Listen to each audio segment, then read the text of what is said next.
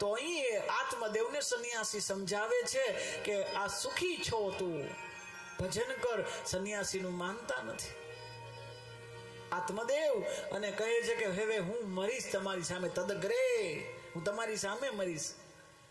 કપાળની રેખા જોઈને કે છે સપ્ત જન્મ વધી તૈવ પુત્ર નૈવ ચ નૈવ ચ. અરે તું આ જન્મમાં દીકરાની વાત કરશ ને, હું તો તારી કપાળની રેખા જોઈને કહું સપ્ત જન્મ વધી તૈવ પુત્રો નૈવ ચ નૈવ ચ. તારા 7 જન્મમાં દીકરા નથી. હવે એક દુઃખ હતું એની બદલે 7 ગણું થઈ ગયું. ઓલું તો એમ જ હતું કે આ જન્મમાં નહીં, પછી 7 જન્મનું કહી દીધું. સપ્ત જન્મ વધી દૈવ પુત્રો નૈવ ચ નૈવ ચ. તો કે એ હું નહીં જાણું, તમારે આપવું જ પડશે, તમારે જ આશીર્વાદ દેવાના છે. સન્યાસીએ એક ફળ આપ્યું કે હાલે તારી પત્નીને ખવડાવજે 1 વર્ષ સુધી. તારી પત્નીને કહેજે કે એક બ્રાહ્મણને ભોજન કરાવે, આ ફળ પોતે ખાશે અને એને ત્યાં 1 વર્ષ પછી પુત્ર થશે. આ વાત સાંભળીને આત્મદેવ રાજી થયો, હું ન થયો. શું કામ ન થયો? એનું કારણ છે કે હમણાં સન્યાસીએ એવું કીધું કે સપ્ત જન્મ વધી તૈવ પુત્રો નૈવ ચ નૈવ ચ.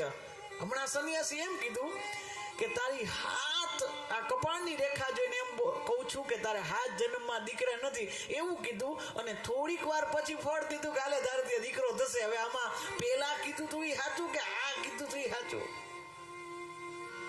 પેલા એમ કે છે કે તારે દીકરો નથી, અને પછી એમ કે કાલે દીકરો થશે.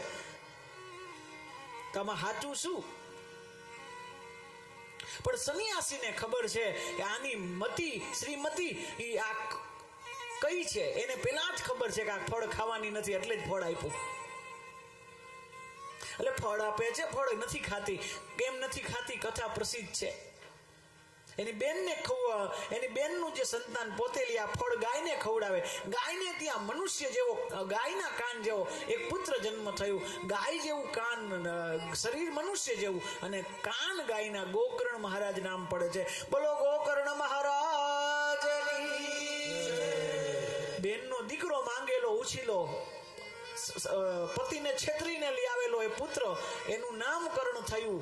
તો ધુંધુલી એમ કીધું કે આનું નામ મારા ઉપર પડશે. હું ધુંધુલી, આ ધુંધુકારી નામ પડ્યું. અને ગોકર્ણો પંડિતો જ્ઞાન ધુંધુકારી મહાખલ. બહુ પાપ કરેલો એવો દીકરો, બહુ પાપ કરનારો દીકરો પ્રાપ્ત થયો.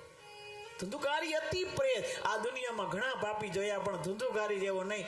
નાનપણની અંદર નાના છોકરાઓ 2 મહિનાના 5 મહિનાના ઘોડિયામાં રમતા હોય ને, એ છોકરાને ઉપાડીને કૂવામાં નાખી દે. આ પહેલેથી આવા કાર્ય કરતો. અને એક બાજુ માં પણ આ કાર્યને જોઈને દુઃખી થઈને મૃત્યુ એટલે કે કૂવામાં પડી ગઈ.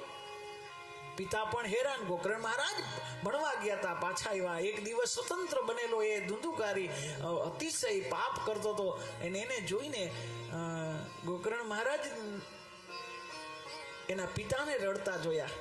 અને પિતાને કીધું શું કામ રડો છો? તો કે તે દિવસે સન્યાસીની વાત મેં માયની હોત ને તો દુઃખી ન થાત. તેથી એને મને કીધું છે કે ભજન કર, પણ ત્યારે મેં એની વાત ન માની. એનું કારણ છે કુછ લાતો કે ભૂત બાતો से नहीं मानते. લાત પડેગી તબ બાત બનેગી. આ કથામાં એવું જ હોય, કથામાં કીધેલું બધું સાચું જ હોય, પણ એ માની નહીં. ક્યારે માની? કે એ થાય ત્યારે.